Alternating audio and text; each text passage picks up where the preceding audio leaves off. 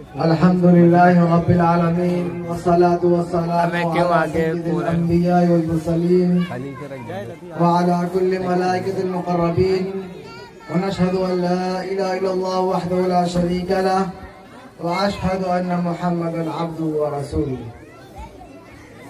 اما بعد، معزز مہمانان کرام، اساتذہ کرام و علماء اعظام، آج کی یہ پربہار مجلس جس مقصد کے لیے لگائی گئی ہے، ایک بہت بڑی عظیم تاریخ کی یاد تازہ کراتی ہے.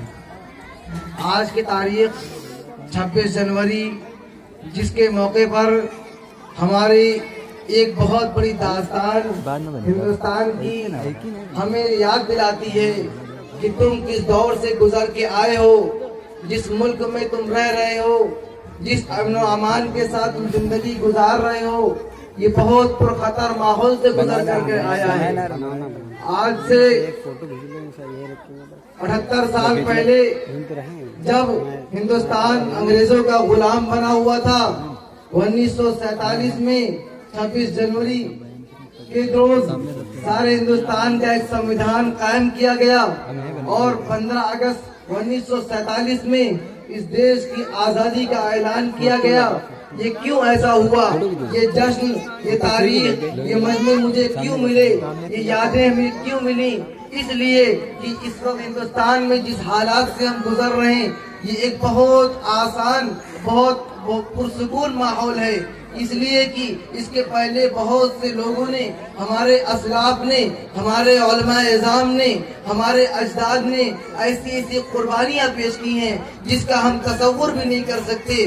ہم کہانیوں میں سنا کرتے کہ ایسے واقعات پیش آئے کہ لوگوں کو توپوں کے دہانوں پر داغ دیا گیا، لوگوں نے اپنی زندگیوں کو ہلاک کر دیا.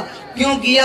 اس کی وجہ یہ تھی کہ ہندوستان میں 800 سالہ حکومت کے بعد جب امن و سکون ختم ہوا، اورنگزیب عالمگیر رحمت اللہ علیہ کے بعد اس تمام ہندوستان میں انگریزوں نے اپنے قدم کو جمانا شروع کیا اور اپنی کمپنیاں قائم کر کے حتیٰ کہ مغلیہ حکومت کے دربار تک اپنی باغدور کو ڈال دی اور سارے ہندوستان میں ایک ایک کر کے خطوں کو فتح کرتے چلے گئے. اور سارے ہندوستان ہی نہیں، پاکستان، بنگلہ دیش، سری لنکا، افریقہ، تمام پر بہت بڑی ایک سرزمین پر اپنے زبردست ظالمانہ جابرانہ حکومت کو قائم کر دیا اور ہر انسان کا، ہندوستانی کا رہنا مشکل کر دیا.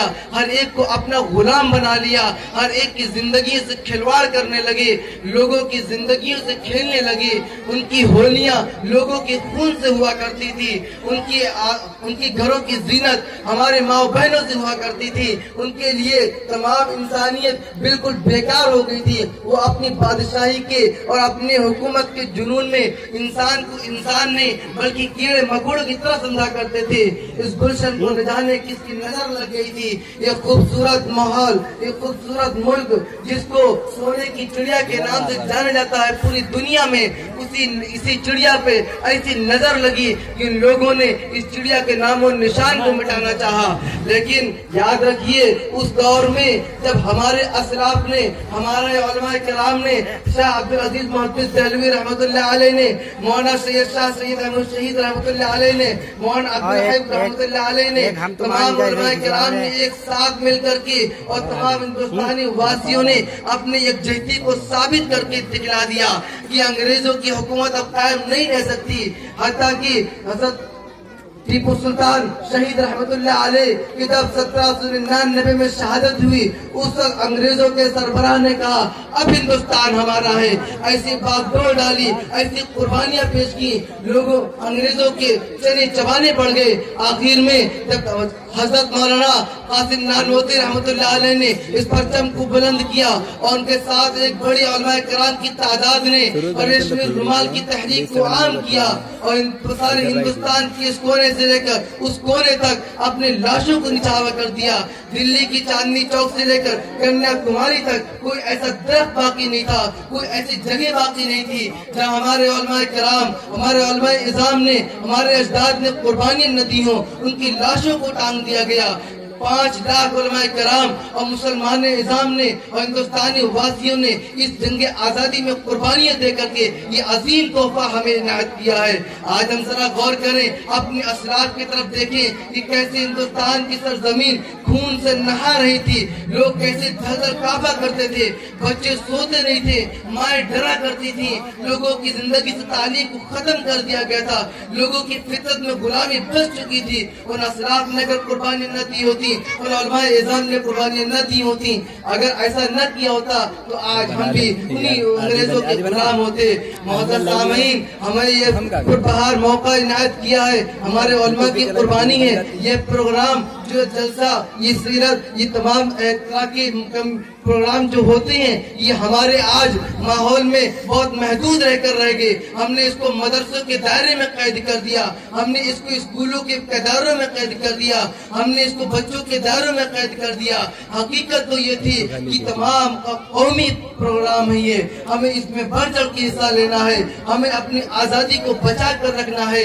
इसीलिए कहा अल्लामा इकबाल ने, सारे जहां से अच्छा हिंदुस्तान हमारा, हम बुलबुलें हैं उसकी, ये गुलसिता हमारा।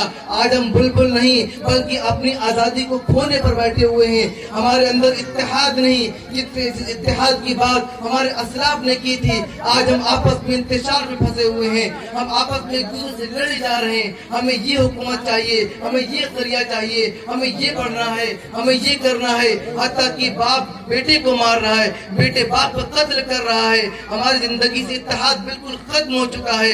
आज ये पैगाम हमें देता है, ये तारीख 26 जनवरी जो हमें पैगाम देती है वो यही पैगाम है कि ऐ हिंदुस्तानी वासियों, चाहे वो हिंदू हो, मुस्लिम हो, सिख हो, ईसाई हो, जैनी हो, बुद्धिस्ट हो, किसी के मजहब के मानने वाले हो, चाहे नेपाल, चाहे हिंदुस्तान के इस कोने के हो, चाहे उस कोने के, मेरे भाइयों, ये एक प्लेटफॉर्म पे जब तक हम नहीं आएंगे, हम अपने अंदर अक़वाम मुत्तहिदा के साथ नहीं जोड़ेंगे,